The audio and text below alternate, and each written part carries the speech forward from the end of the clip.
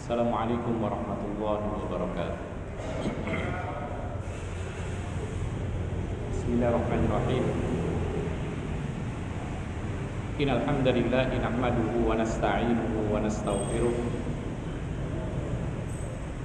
wa na'udzu billahi min shururi anfusina wa min sayyiati a'malina. May yahdihillahu fala mudilla lahu wa may yudlil fala hadiya lahu. Asyhadu an la ilaha illallah wahdahu la syarika lah wa asyhadu anna Muhammadan abduhu wa rasuluh. Ya ayyuhalladzina amanu taqullaha haqqa tuqatih wa la tamutunna illa wa antum muslimun. Ya ayyuhan nasu taqu rabbakumul ladzi khalaqakum min nafsin wahidah wa khalaqa minha zawjaha wa basa minhuma rijalan katsiran wa nisaa wattaqullaha alladzi tasaaluna bihi wal arham innallaha kana 'alaikum raqiba. Ya ayyuhalladzina amanu taqullaha wa qulu qawlan sadida yuslih lakum a'malakum wa yaghfir lakum dhunubakum wa may yuti'illaha wa rasulahu faqad faza fawzan 'azima. Amma ba'd.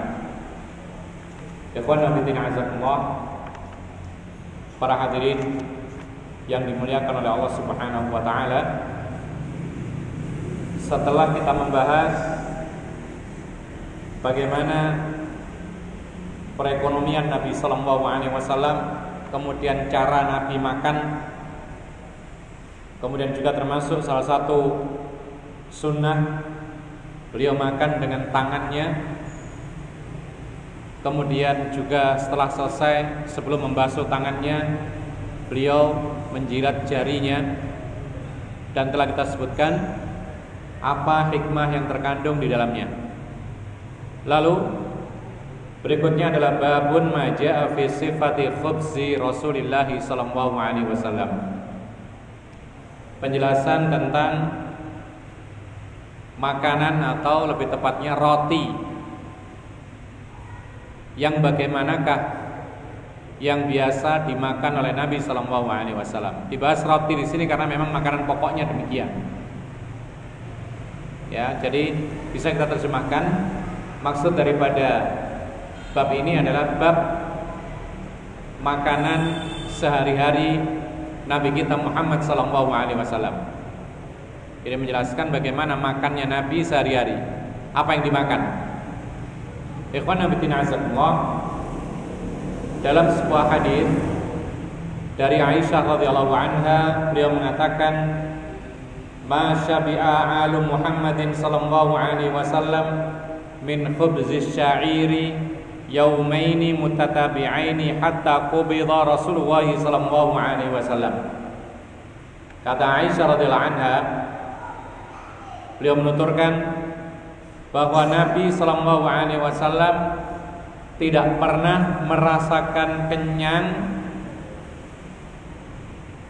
karena makan roti gandum 2 hari berturut-turut sampai beliau wafat sallallahu alaihi wasallam. Jadi Aisyah radhiyallahu anha mengatakan bahwa Nabi tidak pernah kenyang 2 hari berturut-turut makan roti gandum. Kita ingat bahwa yang dimakan Nabi tidak hanya roti gandum, tetapi kadang dia makan kurma. Kadang-kadang beliau juga makan zabib, yaitu anggur kering. Kadang-kadang juga makan khubz, roti yang terbuat dari gandum. Itulah keseharian Rasulullah SAW. Roti gandum pun juga disebutkan oleh para ulama bertingkat-tingkat. Ada yang kualitasnya buruk, ada yang kualitasnya cukupan, dan ada yang kualitasnya bagus atau bahkan istimewa. Dan yang dimakan Rasulullah adalah gandum yang biasa atau roti gandum biasa. Nah, demikian pula Rasulullah tidak pernah kenyang 2 hari berturut-turut kalau makan roti gandum.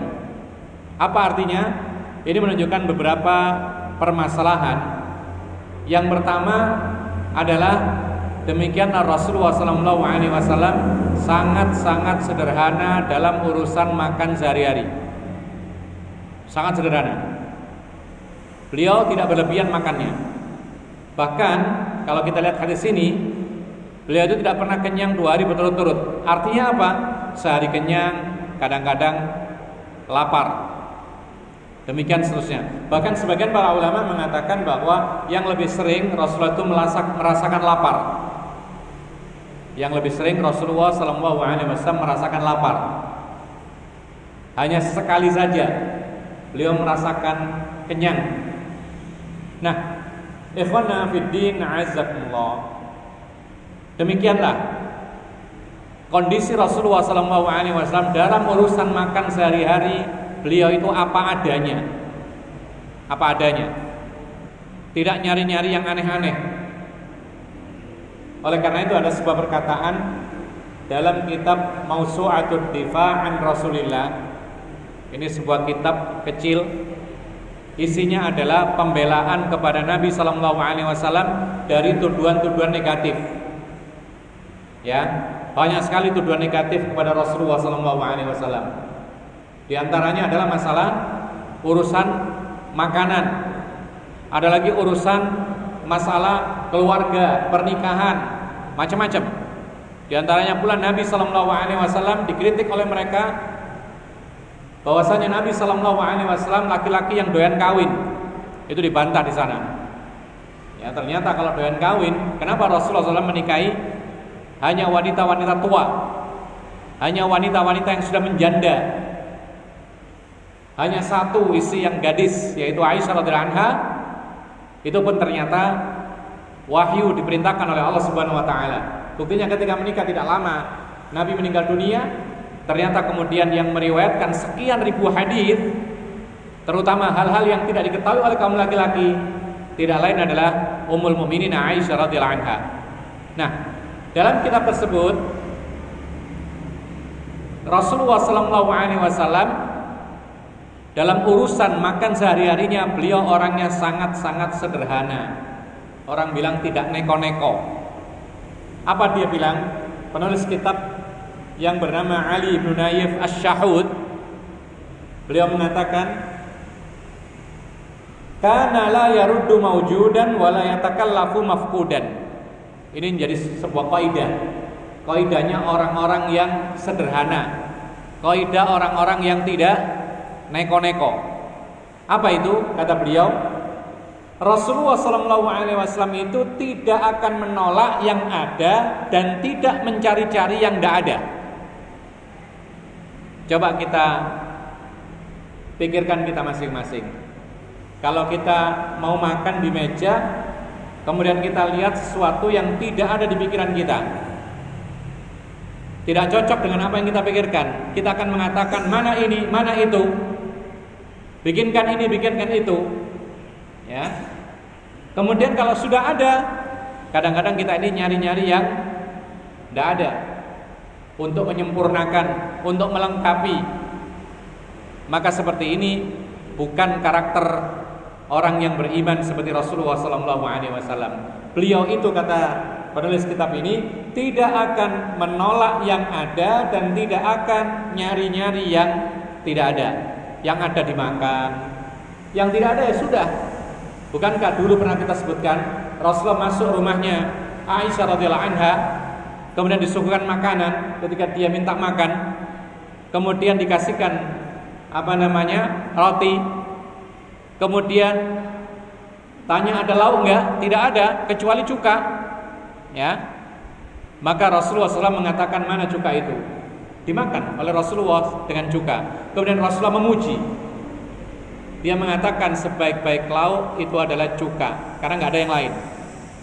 Kalau ada yang lain ya bagus, tapi kalau nggak ada ya sudah, daripada nggak sama sekali. Maka dengan ini sudah terasa nikmat. Itulah syukur nikmat. Orang kalau mensyukuri nikmat Allah pasti ditambah. Paling tidak saat kita mensyukuri nikmat Allah tersebut, Allah memberikan rasa nikmat. Tapi kalau kita merasa kurang, hilang kenikmatan. Antum punya makanan, hari ini makan A, Antum bersyukur, kita bersyukur kepada Allah. Alhamdulillah, syukur kepada Allah Subhanahu wa taala diberi nikmat yang mana orang lain belum tentu mendapatkan nikmat seperti ini. Lalu kita makan terasa nikmat luar biasa. Kita merasa butuh kepada Allah Subhanahu wa taala, apalagi sedang lapar. Makanya banyak orang mengatakan sebenarnya makanan itu sama saja. Yang di bintang 5, yang satu porsi harganya 150.000 dengan yang di warung nasi bungkus yang cuman berapa? 6.000 katanya. Ya, itu sama saja. Hanya terasa di lidah saja yang berbeda. Setelah masuk tenggorokan tidak ada bedanya. Bahkan ketika keluar sama-sama kotor. Bahkan mungkin yang lebih sulit dikeluarkan yang mahal. Lebih sulit dikeluarkan. Lebih susah mengeluarkannya. Yang murah kadang-kadang malah gampang. Nah, ma'asyiral muslimin rahimakumullah, demikianlah kondisi Rasulullah SAW. Beliau tidak menuntut sesuatu yang sulit dan dia menerima apa adanya. Dan memang demikianlah resep la in syakartum la azidannakum. Kata Allah Subhanahu wa taala, kalau kalian mau bersyukur, niscaya aku tambah nikmatmu. Wala in kafartum inna adzabi lasyadid. Kalau kalian ingkar kepada nikmat Allah, maka Allah mengancam dengan azab yang pedih. Oleh karena itu, ma'asyiral muslimin rahimakumullah, disebutkan oleh para ulama bahwa Rasulullah SAW dihadapkan pada makanan, kalau dia mau makan selera akan dia makan. Ya, bahkan beliau pun memuji orang yang menghidangkannya, berterima kasih, bahkan beliau berusaha untuk memberikan balasan yang lebih baik. Karena Rasulullah mengatakan, man sana'a ilaihi ma'rufan fakafi'u. Barang siapa yang diberi kebaikan oleh seorang yang lain, maka balaslah ia. Hatta tajidu annakum qad kafa'tumuhu. Sampai engkau itu mengira bahwa engkau sudah bisa membalas. Jadi artinya apa? Sampai kita merasa dia puas dengan apa yang kita kasih. Fa illam tajidu, kalau engkau tidak bisa membalas, maka Rasulullah mengatakan fad'ulah, maka hendaklah kamu doakan orang tersebut. Oleh karena itu, ikhwan fillah azakumullah, tiada balasan yang paling istimewa apabila kita tidak bisa membalas dengan yang setimpal atau yang lebih baik berupa pemberian. Maka yang lebih istimewa adalah perkataan jazakumullahu khairan atau jazakallahu khairan. Rasulullah mengatakan, man suni'a ilaihi ma'rufan faqala jazakallahu khairan faqad ablagha fis tsana. Barang siapa dikasih sesuatu yang baik, jadi kita dikasih sesuatu yang baik, apa saja, harta, makanan, minuman, uang, dibantu, dikasih bantuan tenaga, maka kemudian kita mengatakan jazakallahu khairan, semoga Allah memberikan balasan yang lebih baik, maka dia telah mencapai puncak dalam pujian kepada Allah Subhanahu wa taala. Ini paling puncak. Kalau kita tidak bisa membalas dengan harta yang setimpal atau lebih baik, maka jangan lewatkan doa jazakallahu khairan. Dan ini perlu perlu dibiasakan. Jadi tidak hanya assalamualaikum waalaikumsalam saja. Bila perlu atau kalau bisa, biasakan lisan kita mengucapkan jazakallahu khairan selain kita mengucapkan terima kasih. Tetapi ada yang lebih baik daripada terima kasih, yaitu jazakallahu khairan. Itu bahasa Arab, ya. Kalau nggak bisa bahasa Arab bagaimana? Ya artinya nggak apa-apa. Apa artinya? Semoga Allah memberimu balasan yang lebih baik lagi. Tapi kalau bisa bahasa Arabnya, karena Nabi mengajarkan demikian. Dan ini subhanallah adalah bentuk doa yang istimewa. Dan ini menunjukkan Islam ini mengajarkan kebaikan kepada kita, saling mendoakan. Sebagaimana kita mengucapkan assalamualaikum, jawabannya waalaikumsalam, saling mendoakan kebaikan, keselamatan, kesejahteraan. Demikian pula ketika kita diberikan sesuatu yang baik, maka kita mendoakan jazakallahu khairan. Yang didoakan bagaimana? Menjawab lagi wa iyyak, atau balas setimpal jazakallahu khairan. Dibalas sama boleh. Ya. atau doa apapun yang baik, ini diajarkan saling mendoakan. Oleh karena itu, ma'asyiral muslimin rahimakumullah, ini bukan masalah bahasa Arab atau bukan bahasa Arab. Sebagian orang itu menyindir, itu ke Arab-Araban, dikit-dikit ke Arab-Araban, ya, dikit-dikit bahasa Arab sambil mengejek dengan bahasa-bahasa yang menyindir. Maka ini tidak baik. Kita katakan ini hanya sekedar mengamalkan sunnah Rasulullah SAW. Jazakallahu khairan, jazakumullahu khairan, sama dengan assalamualaikum, waalaikumsalam. Ini kan bahasa Arab juga. Tapi ini adalah doa keselamatan, doa balasan yang lebih baik yang dianjurkan oleh Rasulullah SAW. Ma'asyiral muslimin rahimakumullah, Rasulullah apabila selera makan yang dihidangkan maka beliau makan. Bagaimana kalau tidak selera? Bagaimana kalau sedang tidak suka? Satu, Rasulullah tidak akan makan. Artinya dia tidak akan memaksakan diri untuk makan. Lalu yang kedua, Rasulullah tidak akan mencela sekali-kali pun makanan tersebut. Yang ketiga, Rasulullah SAW tidak melarang orang lain untuk makan. Sekali lagi, sunnah Rasul kalau menjumpai makanan yang tidak disuka, pertama tidak usah dimakan, ya. Yang kedua apa tadi? Tidak mencela.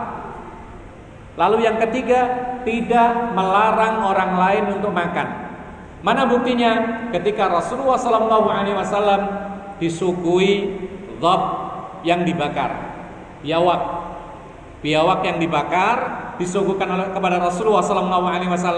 Rasul melihat, tertarik, mungkin karena aromanya bagus, bentuknya menarik, dibakar. Maka Rasulullah SAW hendak mengambil dengan tangannya. Lalu ada yang memberitahu, wahai Rasulullah, itu dhab, itu biawak. Rasulullah batal.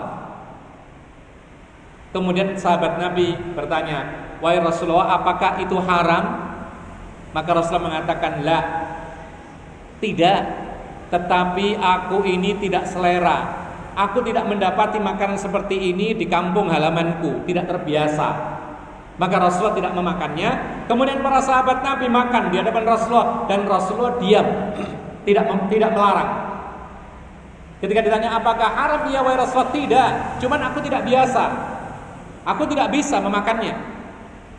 Tetapi Rasulullah tetap membolehkan para sahabat. Sehingga saat itu Khalid bin Walid dan sahabat yang lain memakan di hadapan Rasulullah. Rasul diam. Jadi Rasulullah tidak mencela dan tidak mengharamkan untuk yang lainnya. Oleh karena itu para ulama mengatakan ini menunjukkan bahwa kalau kita tidak selera, kalau kita tidak suka suatu makanan tertentu, maka tidak usah dipaksa. Jangan dipaksakan. Mungkin di sini ada yang tidak suka durian. Ada? Ada yang nggak suka durian? Antum nggak suka? Nggak suka? Jangan dipaksa. Kalau dipaksa muntah, ya muntah. Tapi kalau yang suka durian, makan durian. Kecuali kalau tidak boleh sama dokter, ya lain lagi, ya. Jadi ada orang yang tidak suka makanan tertentu, tidak usah dipaksa. Sunnahnya seperti yang dikatakan Ibnu Qayyim rahimahullah, di antara petunjuk Nabi SAW dalam menjaga kesehatan untuk masalah makanan, beliau tidak memaksakan diri terhadap makanan yang dia tidak suka. Pertanyaan sekarang, kok bisa orang itu ada yang suka, ada orang nggak suka? Kenapa? Yang membuat orang suka dan tidak itu hanya Allah. Ketika Allah membuat kita tidak suka makanan A, itu pertanda Allah tidak ingin kita itu makan itu. Ternyata ketika dipaksakan, muntah.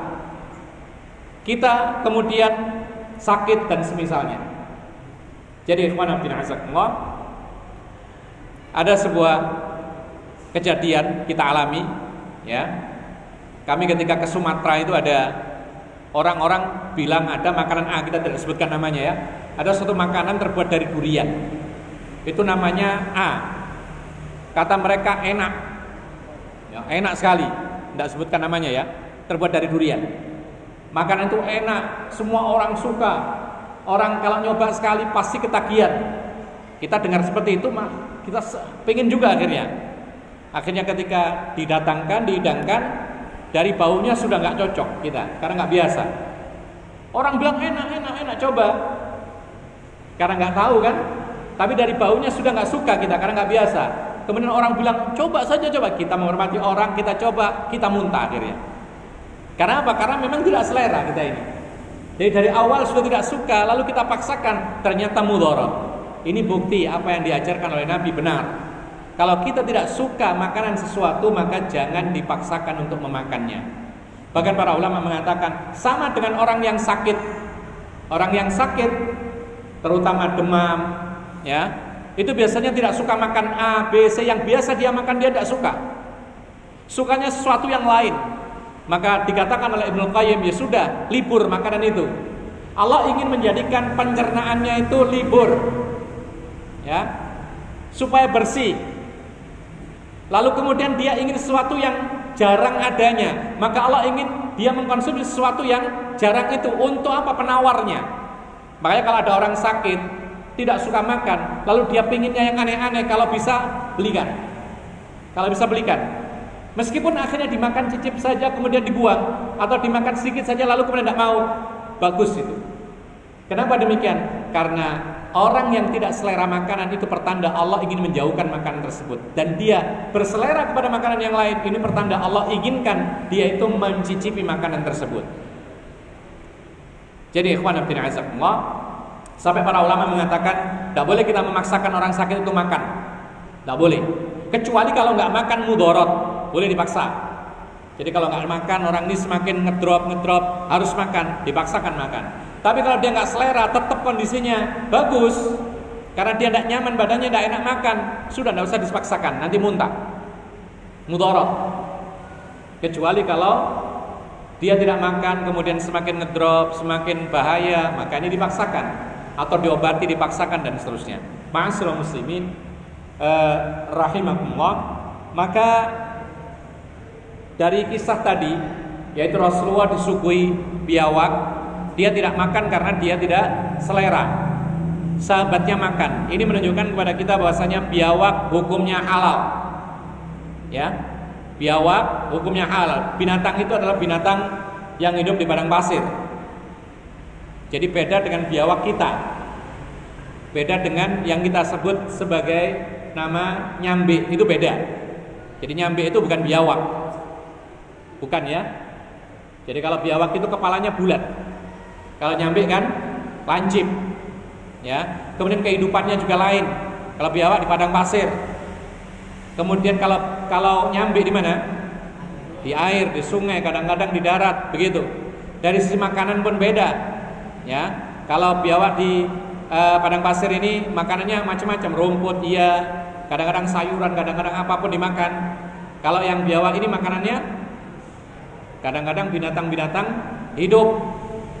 Ya, bahkan kadang-kadang tikus dimakan. Nah, sekarang masalahnya nyambe yang di tempat kita ini halal atau haram? Apa hukumnya? Kalau biawak halal jelas. Ya. Tapi kalau nyambe yang di tempat kita halal atau haram? Apa jawabnya kira-kira? Jawabannya ada beda pendapat. Kalau antum ragu tinggalkan, masih banyak yang halal yang jelas. Innal halala bayyinun wa innal harama bayyinun wa bainahuma mushtabihat. Ya, yang halal banyak, halal jelas, yang haram jelas. Antara halal dan haram mushtabihat, yaitu meragukan. Tapi kalau antum meyakini itu halal, ya silakan dimakan. Kalau antum meyakini itu haram, jangan dimakan. Cuman yang mengatakan haram, apa dasarnya kan itu? Sekarang yang mengatakan haram, apa alasannya? Alasannya karena apa? Karena hidup di dua alam tidak bisa. Karena sesuatu yang hidup di dua alam itu belum tentu haram. Apa contohnya? Hah? Ada binatang yang hidup di dua alam, tapi nggak haram. Atau misalnya alasannya, oh karena menakutkan, nggak mesti. Jadi halal haram itu harus ada dalil dari Al-Quran dan Sunnah Rasulullah SAW. Tapi sekali lagi, kalau dia masih ragu maka tinggalkan. Da'ma yaribuka ila ma la yaribuk. Tinggalkan yang meragukan, ambil yang tidak meragukan. Ya, daging sapi ada, daging kambing ada, ayam ada.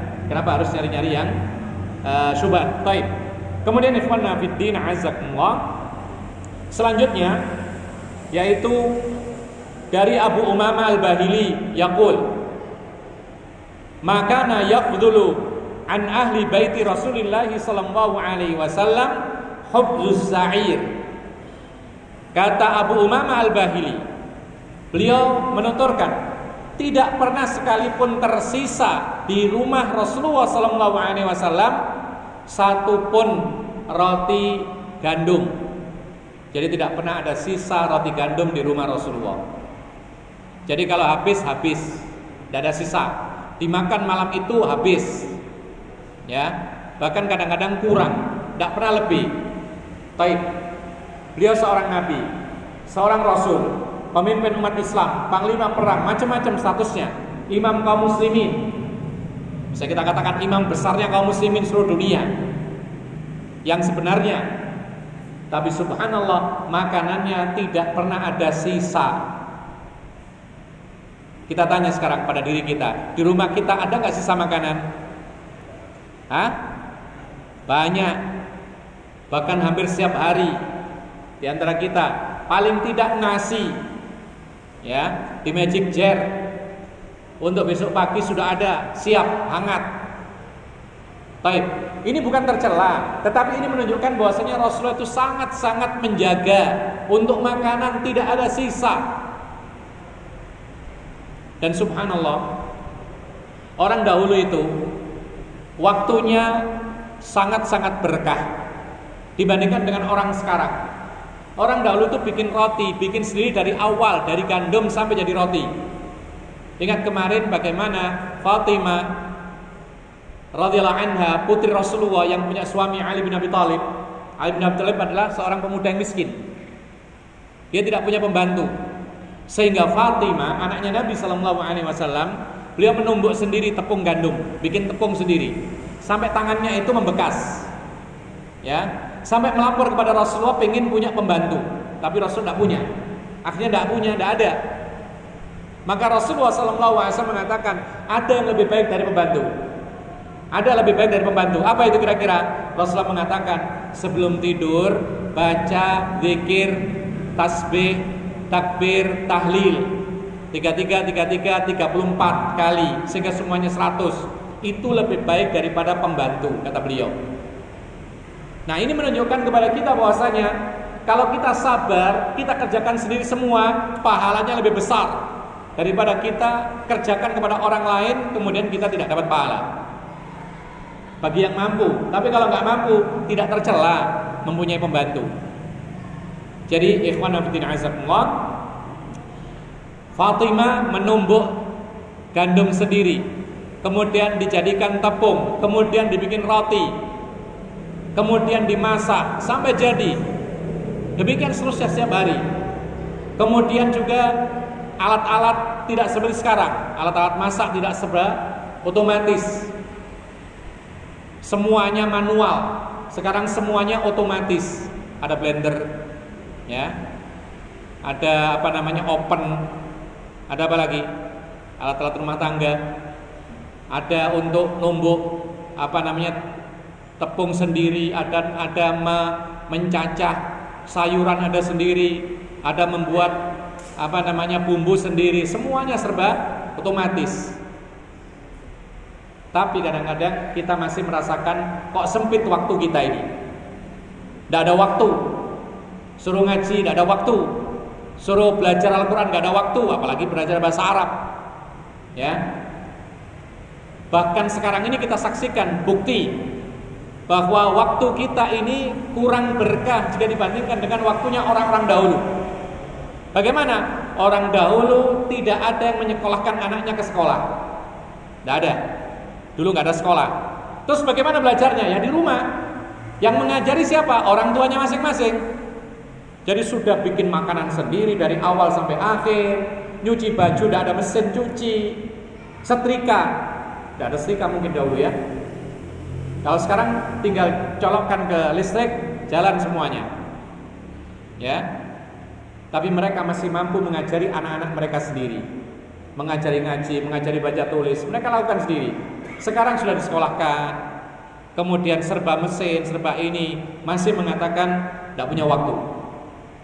Maka ini menunjukkan kurang berkah waktu kita. Karena apa? Karena kadang-kadang kita ini melakukan hal-hal yang sia-sia. Ada nonton, ada HP, ada ini, ada itu, macam-macam. Sehingga waktu kita ini kurang berkah. Ma'asyiral muslimin rahimakumullah. Di sini menunjukkan sekali lagi bahwa demikian makannya Rasulullah sangat-sangat sederhana. Sehingga termasuk bentuk sederhana adalah beliau makan apa yang ia butuhkan, dia sediakan sesuai dengan kebutuhan, dan dia habiskan. Ini termasuk kesederhanaan. Kalau ada orang yang mengatakan, oh berarti pelit ya? Apakah ini sifat pelit? Tidak mau kelebihan? Jawabannya beda antara pelit, bahasa Arabnya bakhil, dengan sederhana. Beda. Kalau pelit itu artinya adalah, kalau pelit itu adalah al-imtina' anil wajibi awil mustahab. Itu pelit.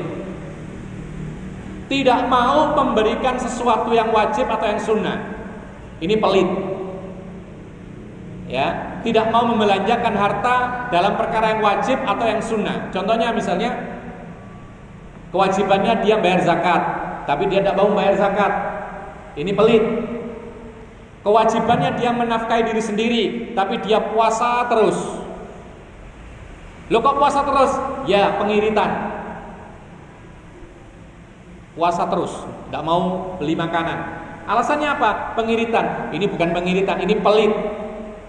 Karena Rasulullah SAW mengatakan, ibda binafsika wa biman ta'ul. Dalam urusan nafkah, mulailah dirimu sendiri dan orang-orang yang kau tanggung nafkahnya.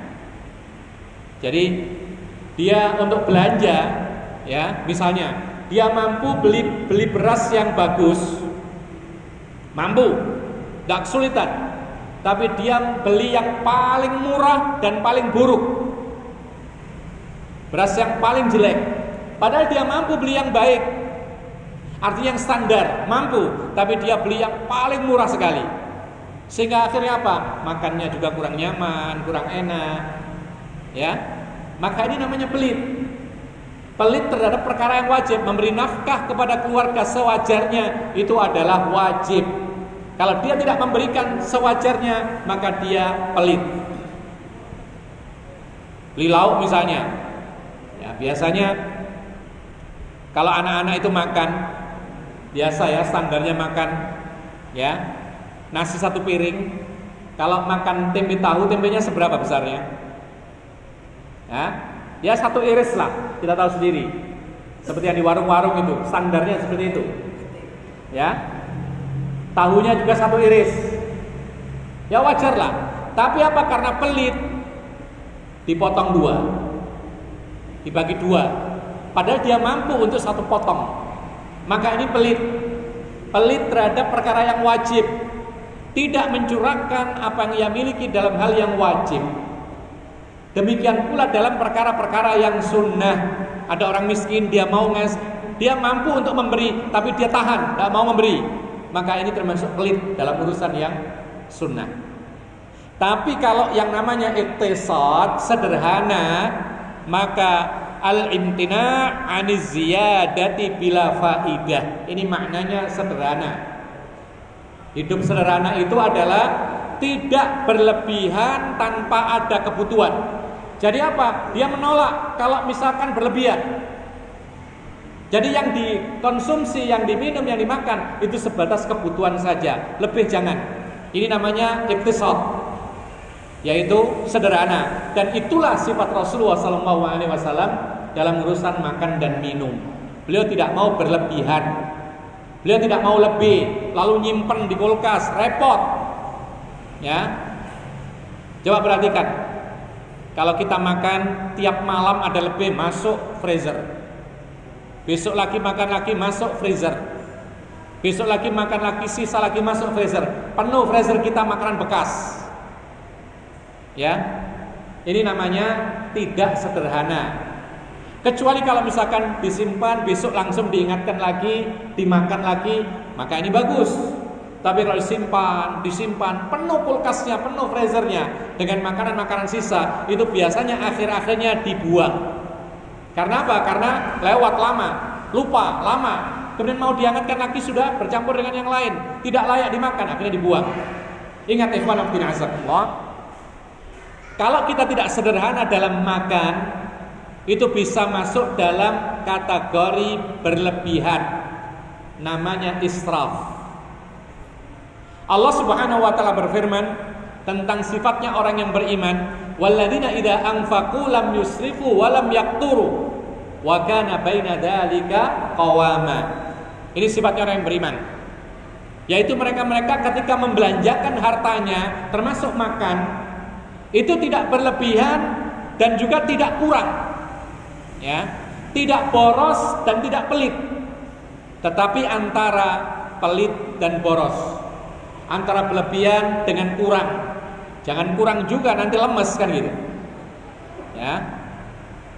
Jadi ma'asyiral muslimin rahimakumullah, orang yang beriman membelanjakan hartanya pertengahan sesuai dengan kebutuhan. Kemudian ma'asyiral muslimin rahimakumullah, berlebihan tercela, dan itu bukan sifatnya orang beriman. Terus bagaimana kalau sisa? Ya disimpan lalu dipakai lagi besoknya. Kalau tidak, kasihkan orang sebelum jelek, sebelum rusak. Kadang-kadang di antara kita ini memberikan sisa makanan yang sudah jelek, kita sendiri tidak mau memakannya. Ini tercela, sifat tercela. Dan Allah menegur, wala tayammamul khabitha minhu tunfiqun walastum biakhirihi illa an tughmidu fi. Jangan kalian pilih-pilih yang jelek-jelek lalu kau infakkan, sementara engkau sendiri tidak mau mengambil yang jelek ini, kecuali dengan sebelah mata. Ini teguran bagi kita yang biasa infak tetapi yang buruk-buruk. Allah mengatakan lan tanalul birra hatta tunfiqu mimma tuhibbun. Engkau tidak akan mendapatkan pahala kebaikan sempurna kecuali engkau memberikan sesuatu yang engkau suka. Jadi kalau kita punya makanan nikmat, ya, supaya kita mendapatkan pahala nafkah atau infak yang paling istimewa, perkirakan dulu kita ini makan seberapa.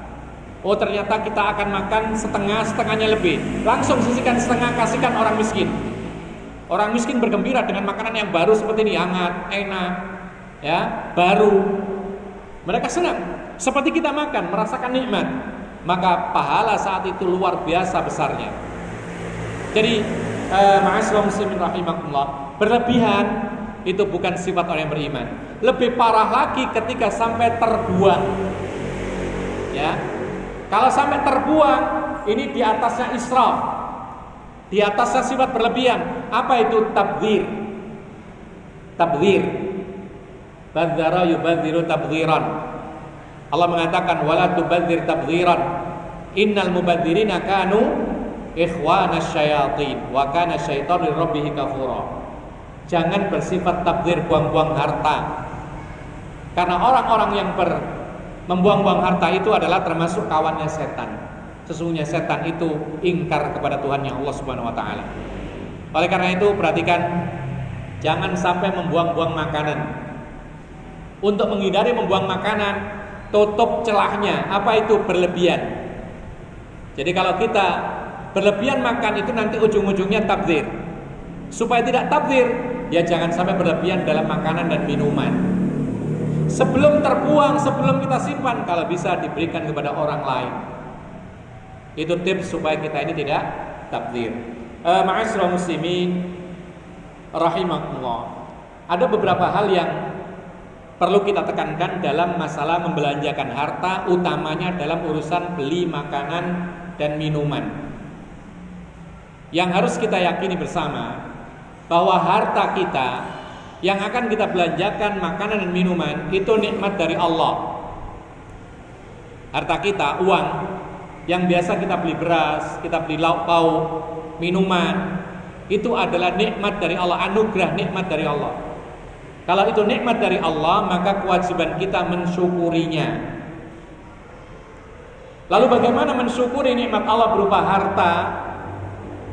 Maka ada beberapa tips yang disebutkan oleh para ulama. Yang pertama adalah niatkan ketika membelanjakan harta, terutama makanan minuman itu, yaitu untuk mendapatkan ridhonya Allah. Ini yang pertama, asas, pondasi untuk membelanjakan harta Yang kita punya itu niat yang pertama adalah mencapai ridha Allah. Apa artinya? Usahakan yang kita beli ini menjadi sarana menuju keridhaan Allah. Saya beli beras sekarung untuk kebutuhan keluarga selama sebulan.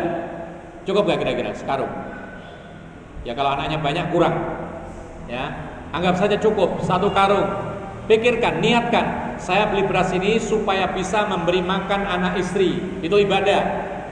Karena memberi nafkah itu ibadah. Ini 1, itu sudah cukup dikatakan ibadah. Berarti kita mencapai ridha Allah ketika kita beli beras. Lalu yang kedua, niatkan saya makan beras ini nanti supaya badan saya kuat dan bisa taat kepada Allah, bisa menjalankan ketaatan kepada Allah Subhanahu wa taala. Maka belanja kita meskipun hanya beras itu dinilai ibadah oleh Allah Subhanahu wa taala. Kita beli minuman, air galon, niatkan juga memberi nafkah anak istri.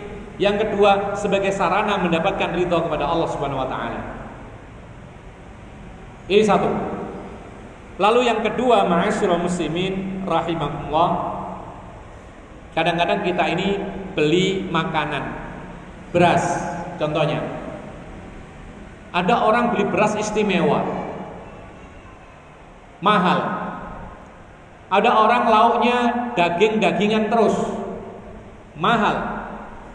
Minumnya luar biasa, ada yang minum ini, minum itu, minum susu dan lain sebagainya. Sementara kita ini tidak cukup untuk beli yang semuanya.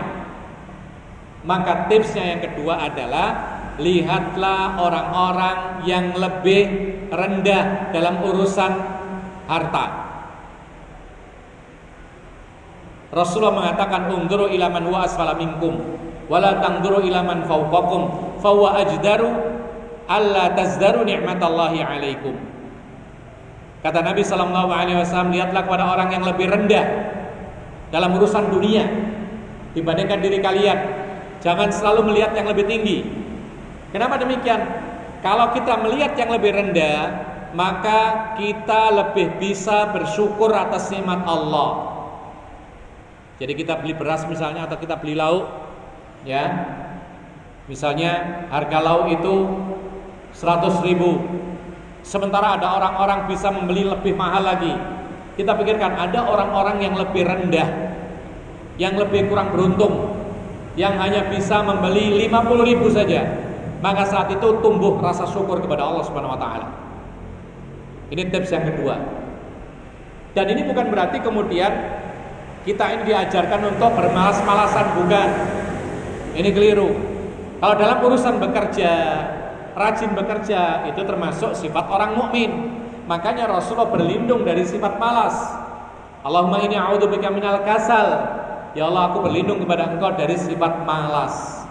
Jadi di sini untuk menumbuhkan rasa syukur dan qanaah, itu banyak-banyak melihat orang-orang yang kurang beruntung dalam masalah dunia.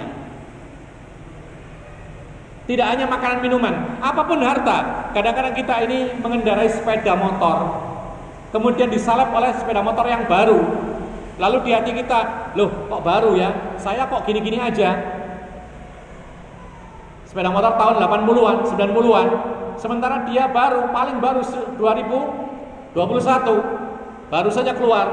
Lalu di hati kita merasa, kenapa kok begini? Maka lihatlah yang lebih rendah. Ada tetangga kita yang punya sepeda motor yang lebih buruk lagi. Maka saat itu timbul rasa syukur, alhamdulillah masih punya. Demikian pula makanan, demikian pula pakaian, demikian pula tempat tinggal. Kalau kita lebih melihat yang di atas terus, bahaya. Makanya jangan suka nonton konten-konten yang suka pamer. Ya. Pamer rumah, pamer harta, pamer mobil, pamer jabatan, pamer pekerjaan, pamer anak-anaknya, pamer perabot rumah tangga. Jangan ditonton. Pertama apa? Menimbulkan kurang syukur dan kurang qanaah. Yang kedua, mereka yang kaya, kita tambah miskin. Ya kan gitu kan? Kalau kita sering nonton mereka tambah. Yaitu apa? Pemasukannya dengan ditonton orang banyak. Kita tetap gini-gini aja kan gitu. Itu pun pamer, mereka itu nggak boleh. Jadi inilah yang kedua yang harus kita tekankan. bahwa sering-sering kita melihat orang-orang yang kurang beruntung dalam urusan materi supaya timbul rasa syukur terhadap nikmat Allah Subhanahu wa taala. Kita skor setelah adzan Isya dan kita lanjutkan setelah Isya insyaallah. Nah, fadhol. Kita tambahkan lagi tips syukur nikmat dalam membelanjakan harta. Tadi yang kedua. Kemudian yang ketiga adalah jangan sekali-kali membelanjakan harta kita dengan pembelanjaan yang haram. Jangan sekali-kali kita membeli barang yang haram, baik itu makanan atau minuman, atau yang bukan makanan minuman tetapi masuk dari mulut kita. Seperti apa? Rokok misalnya. Jadi jangan sekali-kali harta kita yang dari Allah ini, yang halal ini, dibelanjakan untuk hal-hal yang haram. Kenapa demikian? Karena ketika kita belanja sesuatu yang haram, lalu kita konsumsi, maka diantara efek buruknya doa kita tidak akan mustajab. Ya. Jadi tidak hanya cara mencarinya saja yang harus halal, tapi belanjanya pun jangan sampai barang itu haram. Baik. Kemudian yang keempat yang disebutkan oleh para ulama, yaitu belanjakan harta kita sesuai dengan kebutuhan atau keinginan. Kalau keinginan bahaya. Kalau keinginan, maka keinginan tidak ada habisnya. Kalau kita keinginan, maka kita akan niru orang siapapun kita ingin tiru. Tapi ketika kita belanja sesuai dengan kebutuhan, maka ketika kebutuhan terpenuhi, selesai, berhenti. Tapi kalau menuruti kemauan, itu syahwat namanya. Ya. Dan yang namanya syahwat tidak ada habisnya. Makanya para ulama mengatakan rezeki Allah itu pasti cukup untuk hidup. Rezeki Allah. Tapi kalau untuk gaya hidup tidak akan cukup, sekaya apapun. Sekali lagi, rezeki Allah itu pasti cukup untuk hidup, karena Allah telah menjamin. Sampai binatang-binatang melata pun dijamin rezekinya oleh Allah Subhanahu wa taala. Tetapi kalau kita belanjakan sesuai dengan gaya hidup kita, tidak akan cukup, karena gaya hidup itu berkembang. Orang berbeda-beda kemampuan. Terus coba sekarang kita makanan saja, makanan itu terus berkembang. Ya, dari yang paling murah sampai yang paling mahal, terus berkembang. Ada lagi baru lagi, terus. Tidak ada habisnya. Sekarang ada masakan Jepang, menjadi hal yang lumrah di tempat kita. Kalau kita sesuai keinginan, setiap hari kita makan Jepang, padahal kita bukan orang Jepang. Ya mungkin pengen sekali-sekali tidak apa-apa. Tapi kalau setiap hari dengan harga yang tidak wajar, ya biasanya dia sarapannya pecel, mungkin 7.000 sudah dapat. Ini harus makanan Jepang yang harganya 30.000. Setiap hari begitu. Maka seperti ini tidak benar. Belanja sesuai dengan kebutuhan, bukan keinginan. Ya. Lalu yang keempat, yang kelima disebutkan oleh para ulama, atau sebelumnya memang keinginan manusia itu tidak ada habisnya. Keinginan manusia tidak ada habisnya.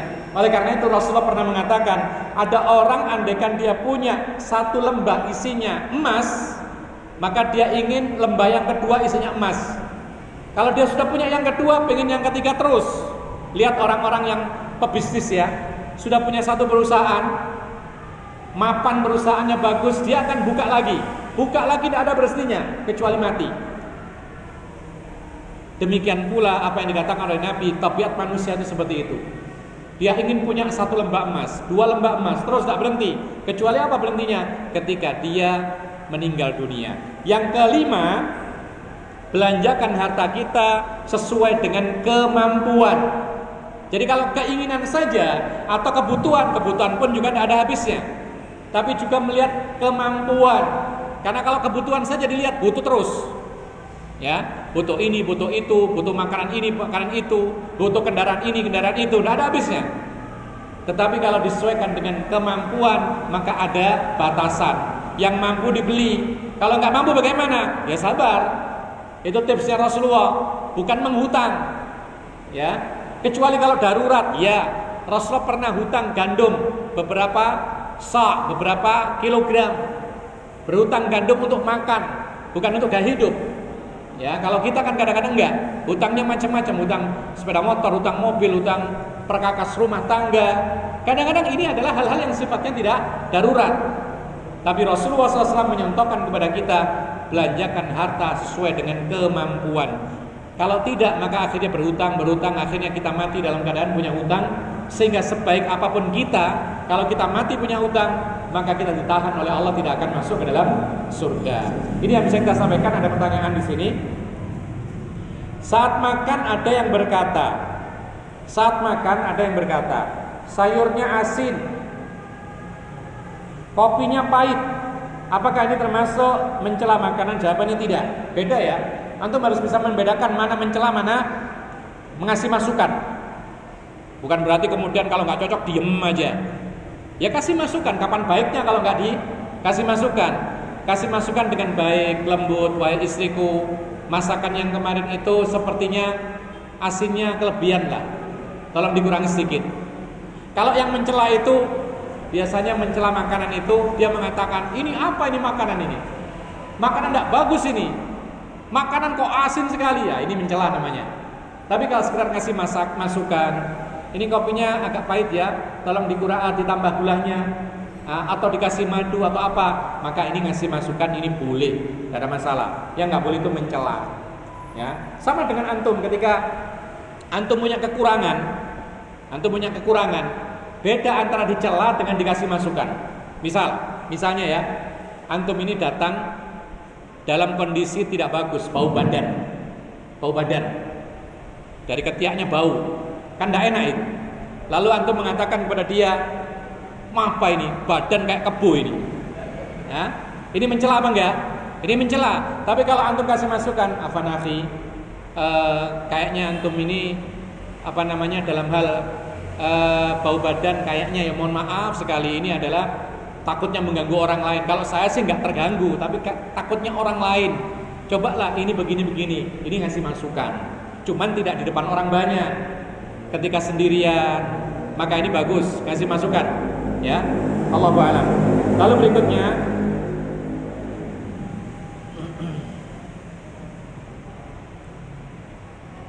ketika tidak selera makan dengan masakan sang istri, apakah boleh makan di warung tanpa memberitahu kepada istri? Ya, nggak boleh lah. Beritahu supaya apa? Supaya menjadi baik. Nah, kalau diam-diam terus, mana komunikasinya? Makanya para ulama mengatakan, di antara sebab terbanyak terjadinya perceraian antara suami istri itu kurang komunikasi. Asalnya masalah kecil, didiamkan membesar, akhirnya bertengkar, akhirnya bercerai. Nah, seperti ini jangan terjadi. Kalau antum tidak suka, maka bicara, tapi lain waktu, ketika sedang nyaman, dengan bahasa yang lembut, sehingga menjadi lebih baik. Masukan, ya. Jadi jangan langsung ditinggalkan, kemudian makan di warung, nggak ngajak istri lagi, nggak bungkus lagi buat keluarganya. Maka ini egois namanya. Jadi kalau antum itu makan di warung, paling tidak keluarganya pun juga merasakan, dapat oleh-oleh. Ini sebagian laki-laki kadang-kadang egois, makannya di luar enak-enak, yang di rumah makannya sederhana. Ya jangan. Katanya Rasulullah SAW, khairukum li ahli. Sebaik-baik kalian adalah yang paling baik kepada keluarganya. Jadi kalau baik di luar, maka kepada keluarganya pun lebih baik. Jelas lebih baik itu terlebih dahulu. Allahu a'lam. Ini yang bisa kita sampaikan. Mudah-mudahan bermanfaat. Wa akhiru da'wana alhamdulillahil alamin. Wa sallallahu ala nabiyyina Muhammadin wa ala alihi wa sahbihi ajma'in. Subhanakallahumma bihamdika asyhadu an la ilaha illa anta astaghfiruka wa atubu ilaik. Assalamualaikum warahmatullahi wabarakatuh.